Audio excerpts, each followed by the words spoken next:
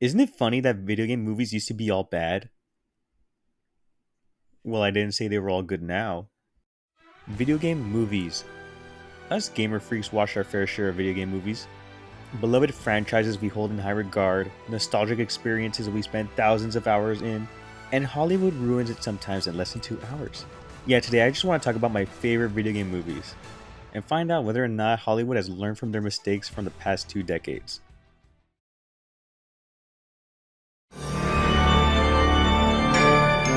I'm not a horror guy in general.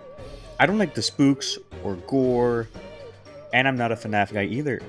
I've seen my fair share of game theory videos, as one does. I understand the lore. I think the FNAF world, no pun intended, is neat. I remember they've been trying to make this movie forever, and it wasn't until Blumhouse got the rights. Blumhouse, Blumhouse, notoriously cheap horror movies that always make their profit back and then some. Yeah, that Blumhouse. Their name has been dragged through the mud recently, especially the way they fumbled with the Halloween movies. So already, not a lot of confidence. Then it was announced it would be streaming on Peacock. Again, that does not show a lot of confidence. The movie made $297 million. I'm pretty sure if it wasn't for streaming, it would have made a lot more. I saw it on streaming. Yeah, I have Peacock, so what?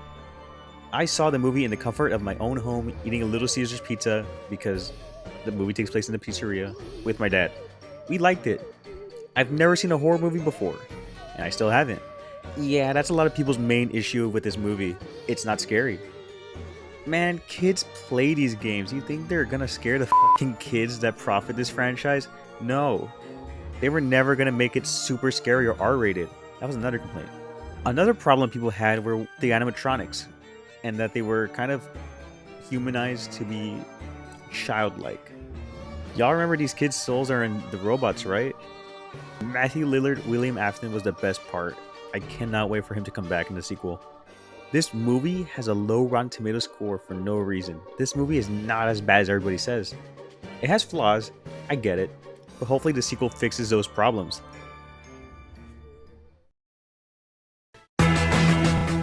Before I saw this movie, I never played a Pokemon game before. I don't know why I saw this movie. Technically, I did play Pokemon Go and had Smash Bros at the time. I was not a major Pokemon fan. When I saw the movie, I got an awesome poster and trading cards, Detective Pikachu and Magikarp. I traded Magikarp for Jigglypuff because she was in Smash Bros. It is laughable they have not made any sort of follow-up since. It's literally the biggest media franchise in the world. The Mario movie made $1 billion. I don't know how this movie didn't make more than 433 million. I remember when people were freaking out the movie was revealed to have 69% on Rotten Tomatoes. Holy crap, Lois, the Detective Pikachu movie is the best video game movie of all time? Then the Angry Birds movie 2 came out that summer and got a fucking 73%. Yeah, it's hard to remember, but Detective Pikachu was the start of an era of good video game movies. It broke the curse. It led the way for movies like Sonic, Super Mario movie, Sonic 2, Sonic 3, and Knuckles. Yeah, there hasn't been a lot of good video game movies since. Anyways, I like this movie. I wouldn't have gotten the Blu-ray or the plush Detective Pikachu if I didn't. The Pokemon looks so beautiful in live action. The fan artist they got, RJ Palmer, did an amazing job. The story is bare bones. The mystery is easy to solve.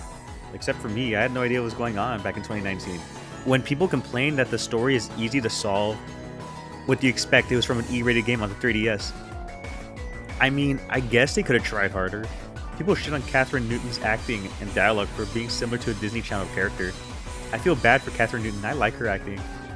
Her acting is how I feel like people in the anime would act. But still, I really like this movie. I put it on occasionally, it's still a fun watch.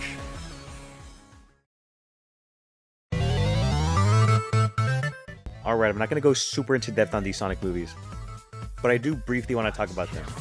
I want to go into more depth on each movie someday, alongside some of the sequels that are going to come out to these movies I already talked about today. Alright, back in 2019, we got the Curse trailer. That was funny. I'm not going to defend it, but thank God they did the redesign. The animation company that did the CG did go out of business. That does suck, but we finally got a good Sonic design. I remember seeing the first movie before COVID. It was one of the last movies I saw in theaters before COVID, alongside Impractical Jokers. Wow, that does not age well. Yeah, the movie's a standard James Marsden road trip CGI buddy movie. It's not the most impressive thing in the world, but it sets up the universe that they're gonna build to. It's alright, I'll watch it here and there. The second movie is a major step up.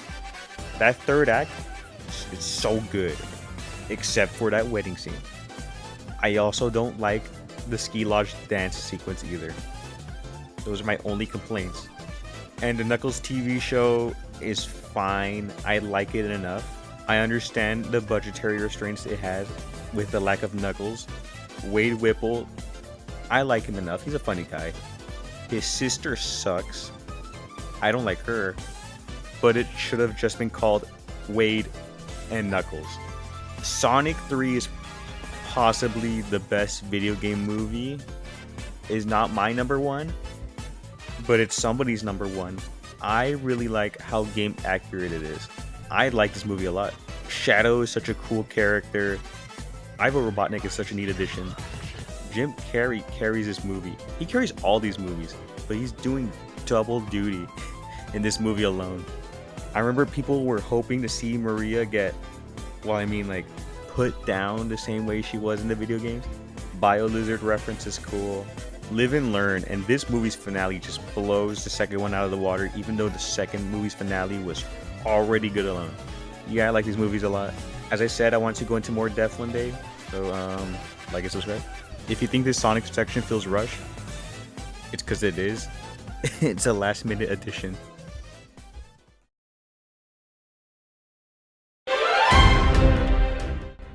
I remember back in 2018 when it was announced that Illumination would be making a Super Mario Bros. Movie. The people who made the Minions got their hand on Super Mario. It looked bleak. I wasn't even a super hardcore Nintendo fan at the time. I just barely got my Nintendo Switch that Christmas. Then in September 2021, the cast was announced and it was the funniest thing ever. Chris Pratt, Seth Rogen, and Jack Black, king of video game movies, were announced as Mario, Donkey Kong, and Bowser. I was in marching band rehearsal when the direct happened and I was freaking out laughing hysterically with a little excitement because I was a Nintendo fan now. And finally, 2 years later on April 5th, 2023, college me finally got to see the Super Mario Bros. Movie. A couple of days before the movie released, reviews dropped and I was scared shitless. A 59% on Rotten Tomatoes. I know Rotten Tomatoes doesn't mean everything, and I brought it up a lot. But Rotten Tomatoes is a huge brand that could hurt the movie. And then the audience score was 95, so the Rotten Tomato critics suck. I freaking love this movie, man. The visuals are eye candy, so fluid. The music is, music to my ears.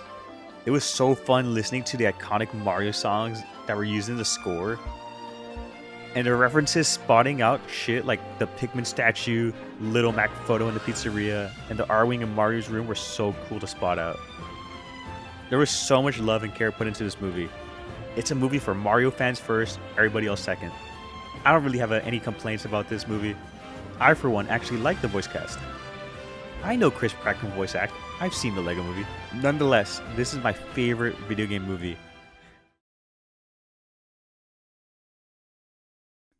In the end, video game movies have improved slightly.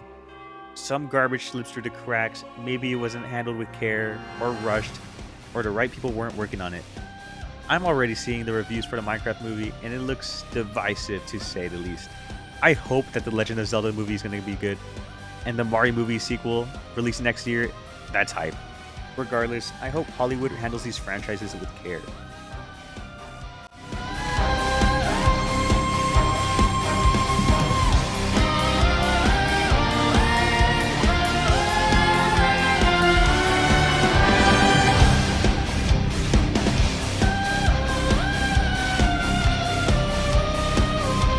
Also make a Smash Bros. Movie.